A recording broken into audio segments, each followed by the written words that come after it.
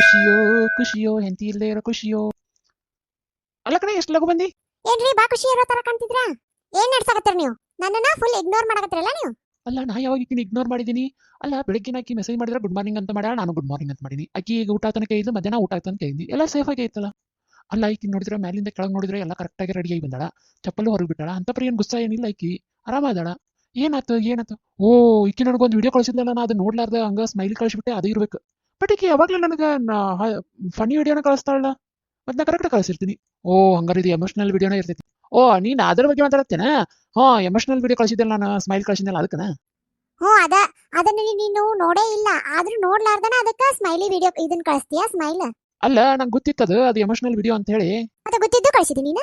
ಹಂಗಿದ್ರೆ ಮತ್ತೆ ನೀ ಅದನ್ನ ಸ್ಮೈಲ್ ಕಳಿಸಿದಿ? ಅಲ್ಲ ಅದನ್ನ ನೋಡೋಣ ನನಗೆ ಏನು ಅನಿಸ್ತಾ ಅಂದ್ರೆ, ಇತ್ತೀಚೆಗೆ ದಿನಗಳಲ್ಲಿ ಸೋಷಿಯಲ್ ಮೀಡಿಯಾದಲ್ಲಿ ಎಮೋಷನಲ್ ಆಕ್ಟಿಂಗ್ ತರ ಮಾಡ್ತಿದ್ರ, ಅದನ್ನ ನೋಡಿ ನನಗೆ ಬೇಜಾರಾತು, ಅದಕ್ಕೆ ನಾನು ಸ್ಮೈಲ್ ಕಳಿಸಿದೆ. ಹೌದು ಕರೆಕ್ಟ್ ಹೇಳಿದ್ ನೋಡಿ, ನನಗೂ ಅದು ಯಾಕೋ ಆಕ್ಟಿಂಗ್ ಅನ್ಸಾಕತ್ತಿತ್ತು. ಹ್ಞೂ ಅದ ಮತ್ತೆ. ವಾ ಸಾರಿ ರೀ, ನಾನು ನಿಮ್ಮ ಬಗ್ಗೆ ತಿಳ್ಕೊಲಾರ್ದ ಸುಮ್ಮನೆ ಬಡ ಬಡ ಏನೋ ಅಂದ್ಬಿಟ್ಟೆ, ತಪ್ಪಾತ್ ಬಿಡ್ರಿ ನಂದು. ಓಕೆ ನಾನು ನಿಮ್ಗೀಗ ಬಿಸಿ ಬಿಸಿ ರೊಟ್ಟಿ ಮಾಡಿ ಹಾಕ್ತೀನಿ ನೋಡ್ರಿ. ಆಯ್ತು. ಅಬ್ಬಾ ಫೈನಲಿ ಬಚಾವದೆ.